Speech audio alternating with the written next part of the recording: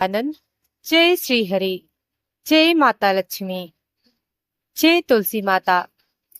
प्रिय भक्तजनों, आप सभी का दिन शुभ और मंगलमय हो। प्रिय भक्तजनों, आप सभी का स्वागत है हमारे इस पावन चैनल पर, जहां हम रोज सुन रहे हैं कार्तिक मास महात्म्य की कथा। अभी तक हमने कार्तिक मास महात्म्य कथा अध्याय 1 को श्रवण कर लिया है।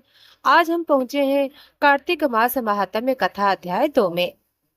प्रिय भक्तजनों, जहां नारद मुनि अब भगवान विष्णु से कार्तिक स्नान, दीपदान, व्रत और उनके रहस्यों का ज्ञान प्राप्त करते हैं, यह अध्याय शास्त्रों में कार्तिक स्नान महात्म्य के नाम से प्रसिद्ध है और इसमें 3 अद्भुत पौराणिक कथाएं सम्मिलित हैं। नंबर 1, ब्रह्मा विष्णु संवाद। नंबर 2, पुण्य कुमार और चंडाल की कथा। नंबर 3, चंद्रभाग तीर्थ की दिव्य उत्पत्ति। अब आरंभ करते हैं कार्तिक मास महात्म्य अध्याय 2।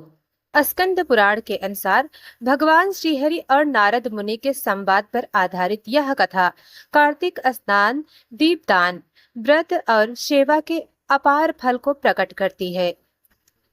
नारद मुनि वो जो सदैव लोक कल्याण के लिए विचरण करते रहते हैं, एक बार भगवान विष्णु के वैकुंठ धाम में पधारे। चारों ओर सुवर्ण मणियों से जड़ा हुआ वैकुंठ, जहाँ न दुख है, ना ताप है, ना मोह का कोई अंश है, वहां श्रीहरि शेष शैया पर विराजमान थे। उनके चरणों में श्री लक्ष्मी जी सेविका के समान खड़ी थीं। नारद जी ने प्रणाम किया। नमः नारायणाय। भगवान मुस्कुराए। आओ नारद, तुम्हारा कल्याण हो। कहाँ से पधारे हो और किस उद्देश्य से आए हो? नारद जी बोले, भगवान, मैंने पृथ्वी लोक पर एक आश्चर्य देखा। जगत के सभी युगों में मनुष्य अनेक व्रत करते हैं, परंतु कार्तिक मास में जो लोग स्नान, दीपदान, व्रत और तुलसी सेवा करते हैं, उनके मुख से प्रकाश फूटता है, उनके कर्म नष्ट हो जाते हैं। हे प्रभु, ऐसा क्या रहस्य है इस कार्तिक मास का कि ब्रह्मा से लेकर कीट तक सब इसके प्रभाव से मुक्त हो जाते हैं? आप कृपा कर मुझे विस्तार से बताइए। तब श्री हरि बोले, हे नारद, सुनो। यह प्रश्न केवल तुम्हारे ही नहीं, संपूर्ण देवताओं और मुनियों के कल्याण के, मनुष्यों के कल्याण से जुड़ा है। जो मनुष्य कार्तिक मास में प्रातः काल उठकर पवित्र नदी में स्नान करता है, वह सहस्त्र यज्ञों का फल प्राप्त कर लेता है। जो व्यक्ति कार्तिक की शरद रात्रियों में दीपदान करता है, वह वैकुंठ का अधिकारी बन जाता है। नारद, इस माह का प्रारंभ भगवान दामोदर के स्मरण से होता है और इसका अंत कार्तिक पूर्णिमा पर दीपदान से। इस मास का हर क्षण पुण्यकारी है, परंतु जो केवल स्नान और दीपदान करता है, वह भी जन्म जन्म के पापों से मुक्त हो जाता है। नारद जी ने पुनः प्रश्न किया, प्रभु, कौन सा स्नान श्रेष्ठ है और क्या केवल जल में डुबकी लगाने से ही यह फल प्राप्त होता है? भगवान मुस्कुराए। नहीं नारद, स्नान केवल शरीर को नहीं, मन और आत्मा को भी शुद्ध करता है। तीनों प्रकार का स्नान होता है, मानसिक, वाचिक, शारीरिक। जो व्यक्ति सूर्योदय से पूर्व गायत्री जप करता हुआ जल में स्नान करता है, वह मानो तीनों लोकों को पवित्र कर देता है। और यदि वह गोविंद, माधव, दामोदर नाम का उच्चारण करे, तो गंगा स्वयं उसके पास आकर जल प्रदान करती है। नारद विस्मित हुए। भगवान, क्या गंगा कार्तिक मास में स्वयं पृथ्वी पर आती हैं? श्री हरि बोले, हाँ नारद, कार्तिक मास की अमावस्या से लेकर पूर्णिमा तक गंगा सभी तीर्थों में विचरण करती है। जो व्यक्ति इस समय किसी भी जलाशय में स्नान करता है, उसे गंगा स्नान का फल मिलता है। नारद, एक समय ब्रह्मा ने मुझसे यही प्रश्न किया था, तब मैंने उन्हें एक कथा सुनाई थी। वह कथा अब मैं तुम्हें सुनाता हूँ। सतयुग में एक नगर था, विराजपुर। वहां एक ब्राह्मण रहता था, नाम था देवदत्त। वह वेदों का ज्ञाता, कर्म कांड में निपुण और अत्यंत सत्यवादी था। उसका पुत्र था पुण्य कुमार। बालक बचपन से ही शांत, सत्य प्रिय और धर्मनिष्ठ था, परंतु उसके भाग्य में एक पाप था। पिछले जन्म में उसने कार्तिक मास में दीपदान का अनादर किया था। एक दिन वह बालक नदी तट पर गया।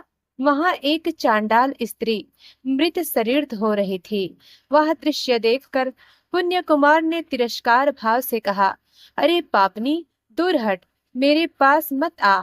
चंडाल स्त्री ने कहा, बालक तू मुझे पापनी कहता है, पर क्या तू जानता है कि कार्तिक मास में मैं तुलसी के पास दीपक जलाती हूँ। इससे बड़ा पुण्य और कौन। यह सुनकर पुण्य कुमार चुप हो गया। रात को जब वह सोया तो स्वप्न में उसने देखा यमदूत उसे जंजीरों में बांध कर ले जा रहे हैं। तभी एक दिव्य स्त्री प्रकट हुई, जिसके हाथ में दीपक और तुलसी की माला थी। वह बोली, बालक डर मत, मैं वही दीपदान की देवी हूँ जिसे तूने तुच्छ समझा था। उस चंडालनी ने मुझे प्रसन्न किया था, इसलिए आज मैं तेरी रक्षा करने आई हूँ। जब बालक नींद से जागा, उसका हृदय कांप उठा। वह रो पड़ा और बोला, हे प्रभु, अब मैं भी कार्तिक दीपदान अवश्य करूंगा। अगले दिन से उसने तुलसी के समीप दीप जलाना आरंभ किया। प्रत्येक रात्रि वह दामोदर दामोदराष्टक का पाठ करता और श्रद्धा से जल अर्पित करता। महीने के अंत में उसे एक दिव्य प्रकाश का अनुभव हुआ। उसका शरीर तेजोमय हो गया और उसी क्षण भगवान विष्णु के पार्षद प्रकट हुए। वे बोले, बालक, कार्तिक मास का एक दीप दान तुझे मोक्ष का अधिकारी बना गया। चलो अब बैकुंठ चलें। और वे उसे ले गए, जहां न मृत्यु है, न दुख, न अंधकार, केवल अनंत प्रकाश और भगवान दामोदर का दर्शन। नारद बोले, प्रभु, अद्भुत है यह कथा। क्या इतना छोटा दीपदान भी मोक्ष देता है? भगवान बोले, हाँ नारद, यदि कोई व्यक्ति कार्तिक में तुलसी के पास दीप जलाता है तो उसका किया गया हर छोटा सा कर्म भी बैकुंठ की ओर ले जाता है। नारद ने पूछा, प्रभु, तुलसी को इतना महत्व क्यों दिया गया है? श्री हरि बोले, तुलसी मेरे हृदय में निवास करती हैं। उसके बिना कोई पूजन, कोई व्रत, कोई स्नान पूर्ण नहीं होता। जो व्यक्ति कार्तिक मास में तुलसी के समीप दीप जलाता है, वह 100 कल्पों तक ब्रह्मलोक का आनंद भोगता है। और जो तुलसी पत्र जल में प्रवाहित करता है, उसका कुल पवित्र हो जाता है। नारद ने पुनः पूछा, प्रभु, क्या केवल ब्राह्मण ही इस व्रत को कर सकते हैं? श्री हरि बोले, नहीं नारद, स्त्री, शूद्र, व्यापारी, बालक, वृद्ध सभी इस व्रत को कर सकते हैं। कार्तिक का नियम किसी जाति, किसी लिंग पर निर्भर नहीं है। जो भी श्रद्धा से करता है वह मेरा प्रिय बन जाता है। प्रिय भक्तजनों, नारद मुनि ने श्रीहरि से पूछा, हे प्रभु, आपने बताया कि कार्तिक मास में स्नान और दीपदान का महान फल देता है, परंतु यह भी बताइए, इस मास में व्रत और नियम का पालन कैसे प्रारंभ हुआ? श्री हरि बोले, नारद सुनो। एक समय सतयुग में एक महान राजा हुआ, रुक्मांगद नामक। वह धर्मात्मा, सत्यवादी और प्रजापालक था। उसकी एक पत्नी थी, संध्या नाम की, जो पतिव्रता और सात्विक थी। उनका पुत्र था धर्मागत। राजा रुक्मांगद प्रतिदिन प्रातः काल स्नान करता, भगवान विष्णु की आराधना करता था। वह पूरे राज्य में यह घोषणा करवा देता था कि कार्तिक मास में कोई भी व्यक्ति असत्य भाषण, हिंसा या अपवित्र आचरण ना करे। संपूर्ण राज्य में धर्म का शासन था। लोग कार्तिक मास में दीप जलाते, तुलसी के समीप पुण्य पुष्प अर्पित करते और दामोदर नाम का जप करते रहते। राजा स्वयं हर प्रातः ब्रह्म मुहूर्त में स्नान करता, तिल का दान देता, दीपक जलाता और भगवत नाम का कीर्तन करता। एक दिन देवताओं के राजा इंद्र ने देखा कि पृथ्वी पर धर्म का प्रभाव बढ़ रहा है, लोग पापों से दूर हो रहे हैं और कार्तिक व्रत के कारण सबके पुण्य बढ़ रहे हैं। इंद्र को भय हुआ, यदि सभी मनुष्य इतने पुण्यवान बन गए तो हमारे स्वर्ग में कौन आएगा। उसने अपने एक परिचित अप्सरा मोहिनी को बुलाया। इंद्र ने कहा, हे मोहिनी, तुम अद्भुत रूपवती हो। अब तुम पृथ्वी पर जाकर उस रुक्मांगद राजा का तप तोड़ दो। वह कार्तिक मास में इतना कठोर नियम कर रहा है कि उसका तेज तीनों लोक को प्रकाशित कर रहा है। मोहिनी पृथ्वी पर उतरी। उसने एक ब्राह्मणी रूप धारण किया और राजा के महल के पास आकर मधुर स्वर में बोली, राजन, मैं एक तीर्थ यात्रा पर निकली हूँ। मुझे कार्तिक व्रत का सच्चा अर्थ समझाइए।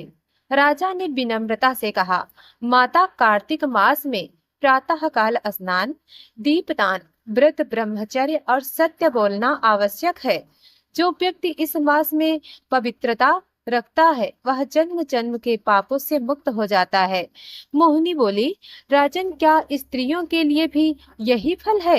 राजा ने कहा, हाँ माता, स्त्रियां यदि कार्तिक में तुलसी के समीप दीप जलाएं, भगवान दामोदर का नाम लें और पति की सेवा करें तो उन्हें स्वर्ग और मोक्ष दोनों प्राप्त होते हैं। राजा की वचन सुनकर मोहिनी का मन विचलित हुआ। उसने सोचा, यह राजा तो दृढ़ है, इसे धर्म से हिलाना कठिन होगा। फिर उसने एक दिन अत्यंत सुंदरी का रूप लिया। रात्रि का समय था। राजा तुलसी के समीप दीप जलाकर दामोदर स्रोत का पाठ कर रहा था। तभी मोहिनी वहां आई।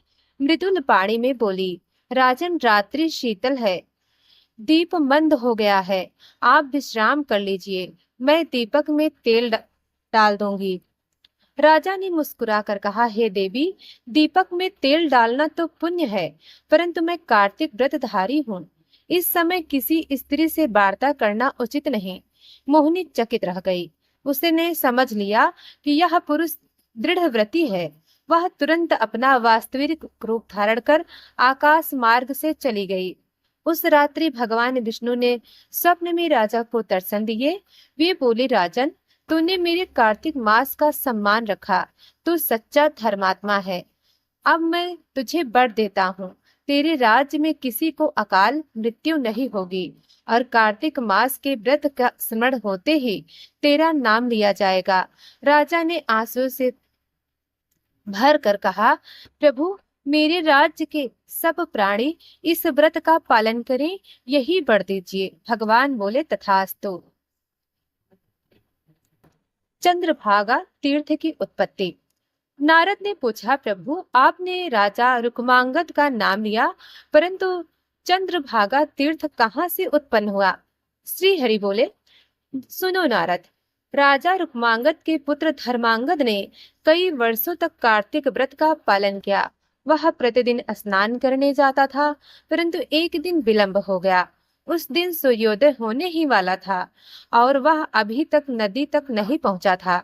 वह भागता हुआ जा रहा था कि बीच मार्ग में एक अप्सरा प्रकट हुई। नाम था चंद्रभागा। वह बोली, राजकुमार, तुम कहाँ जा रहे हो? इतनी शीघ्रता में धर्मांगद बोला, माता, सूर्योदय से पहले स्नान करने जा रहा हूँ, अन्यथा व्रत अधूरा रह जाएगा। चंद्रभागा मुस्कुराई और बोली, हे राजकुमार, जो कार्तिक मास में स्नान का संकल्प लेकर मृत्यु को भी भूल जाता है, उसे स्वयं देवता भी नमन करते हैं। चलो, मैं तुम्हें वही नदी दिखाती हूँ जहाँ स्नान करने से सभी तीर्थों का फल मिलता है। वह दोनों एक दिव्य झील के तट पर पहुंचे, जहाँ जल पारदर्शी था, कमल खिले थे और वातावरण सुगंधित था।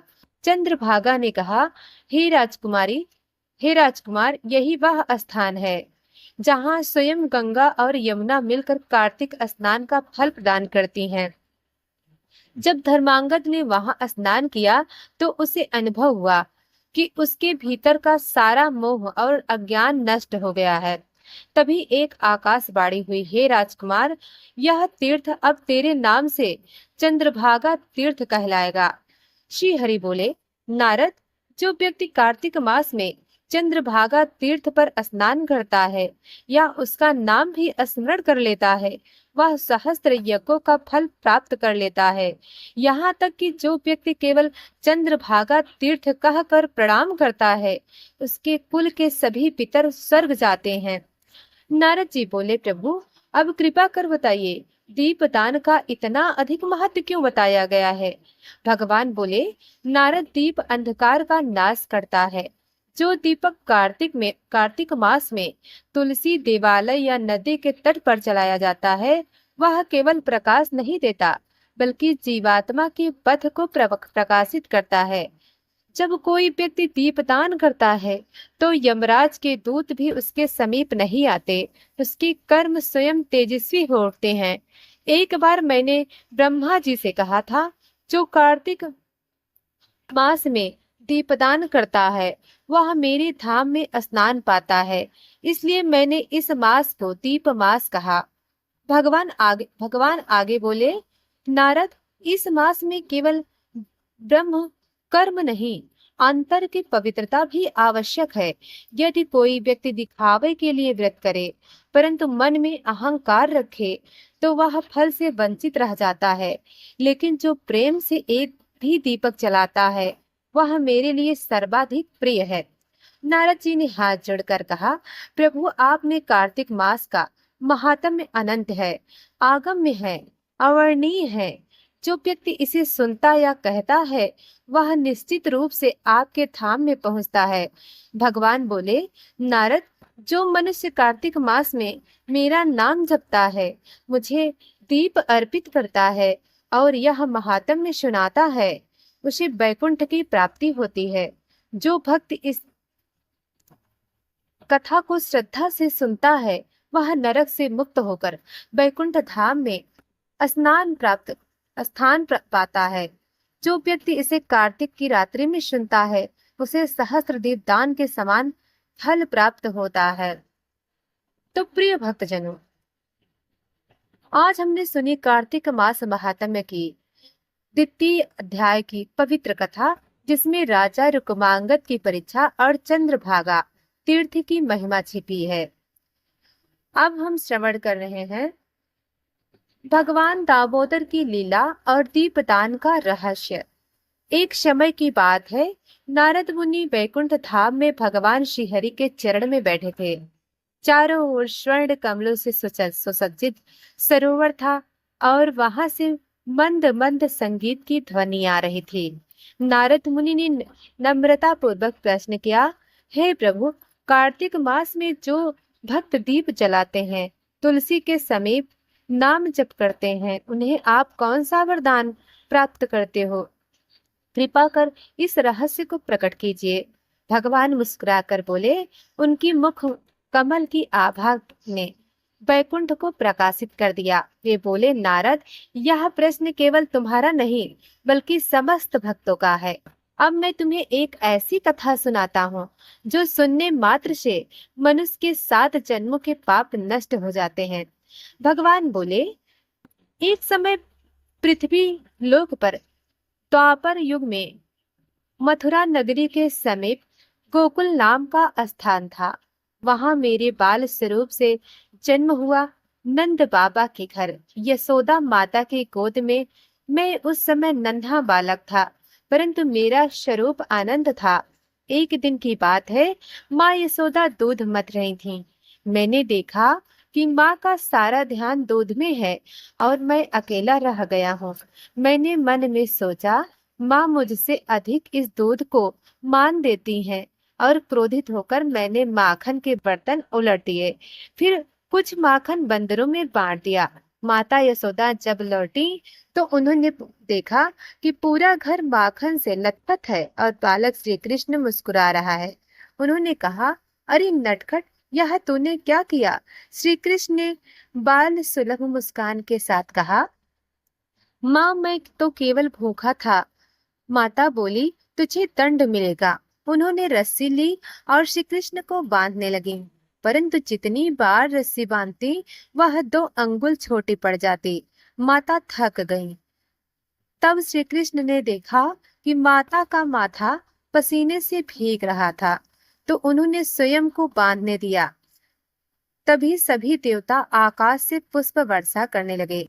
स्वर्गलोक में घोषणा हुई, जय हो श्री दामोदर, जो बंधन में होकर भी संपूर्ण ब्रह्मांड को बांधते हैं। नारद जी बोले, प्रभु यह लीला तो अद्भुत है, परंतु इसका संबंध कार्तिक मास में कैसे है? भगवान बोले, नारद यह लीला कार्तिक मास की ही महिमा का आरंभ है। माता यशोदा ने मुझे जिस दिन बांधा था, वह दिन था कार्तिक कृष्ण पक्ष की अष्टमी, और उसी दिन से मैंने प्रण किया कि जो भक्त कार्तिक मास में दीप दान करेगा, उसे मैं अपनी दामोदर लीला का साक्षी बनाऊंगा। इसलिए इस मास को दामोदर मास कहा जाता है। दीपदान का रहस्य। भगवान बोले, नारद, दीपक केवल प्रकाश नहीं देता, वह भक्ति का प्रतीक है।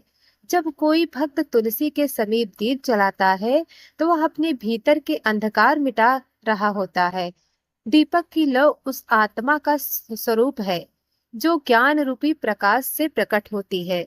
एक दीपक से हजारों दीप जल सकते हैं, परंतु उसकी ज्योति कभी घटती नहीं।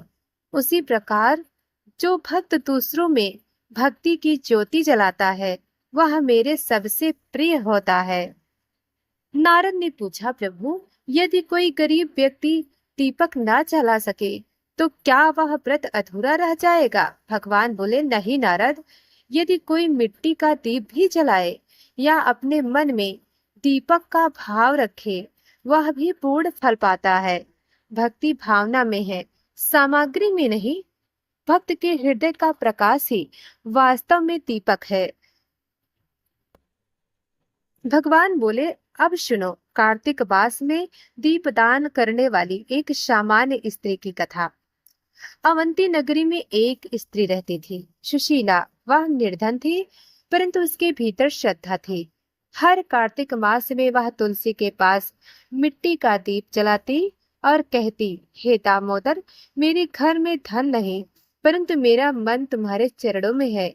एक दिन वह दीप जलाकर सो गई। आधी रात को तेज आंधी चली, दीप बुझ गया, परंतु उसकी लौ से निकला प्रकाश आकाश में चला गया।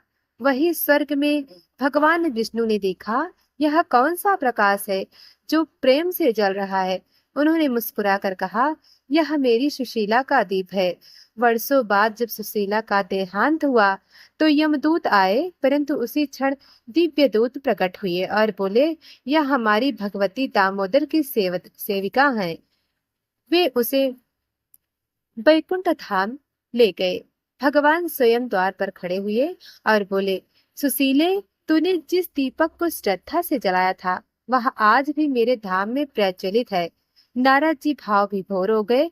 वे बोले, प्रभु कितना सरल और दिव्य मार्ग है, केवल एक दीपक और आपके नाम का स्मरण।